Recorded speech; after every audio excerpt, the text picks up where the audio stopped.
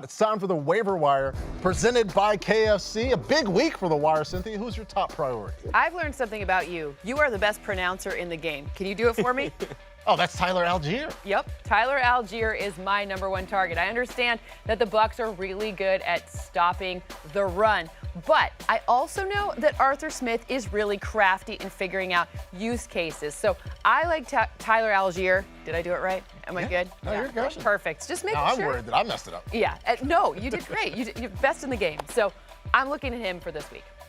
Now, I really like that pickup, but one of the guys, and I'm surprised that this became such an issue on Twitter. I'm like, Latavius Murray is now available and should be added, and people just lost their minds. All the dudes with 14 followers on their Twitter account, how did you get this job? I'm like, I don't know. I just picked a guy who scored last week, averaged 5.2 yards per carry, is a proven NFL running back, and I think that the Broncos just don't have a lot of trust in Melvin Gordon. You can look at what happened last week, but that was a week 1 issue. He fumbled on the goal line in that Monday night game. Latavius Murray is going to come in. He's going to get all the goal line snaps.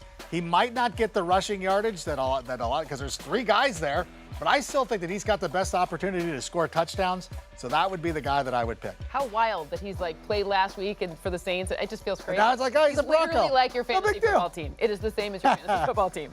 What's wild, Rank, is those same people that were in your mentions were in mine because I tweeted nice things about Mike Boone today. So both Broncos running backs, no one wants a piece of them. But the reason I like Mike Boone is he played more snaps, had the same number of carries and more targets than Melvin Gordon last week. That could have been because Gordon fumbled, but he's just been in this system a little bit longer. I think he could get some pass game usage there as well. And Nathaniel Hackett is a coach that likes to prioritize 2 running backs in his system.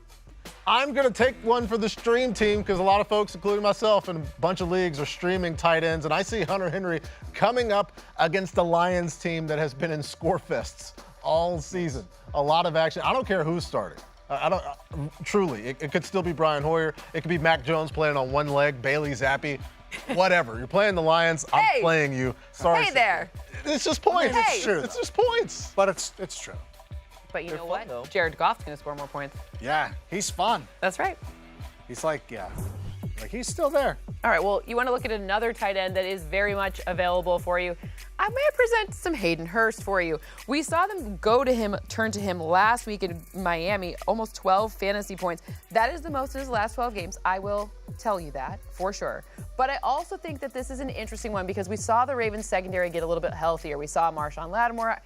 We didn't see him. We saw Marlon Humphrey out there. So I think that area of the defense where Hayden Hurst is going to operate is going to be a better value proposition in what should be a very high-scoring game. I like Hurst as well. And if you are a team that, you're doing really well in the standings, maybe you can't get one of the running backs that we talked about earlier, Rashad White would be a fallback option for you. He played 39% of the snaps in week 5, and he saw 5 targets as he's coming on the field more to kind of give Leonard Fournette a break because, they were letting him play 90-something% of the snaps. That's not going to hold over a season. And we know White is a really good receiving back, and he's playing with the quarterback who loves dumping the ball off more to running backs than any other quarterback in the NFL. Yeah, we're starting to get into the deep dives here because I kind of like Caleb Huntley in this situation as well. If you looked at the way that the Falcons have been using him, I think that once they get near the goal line, Caleb Huntley is going to be the guy that they're going to feature a little bit more. We've seen this over the years where sometimes it's just you go beyond looking at the depth chart and you see the usage and the potential of what this could be.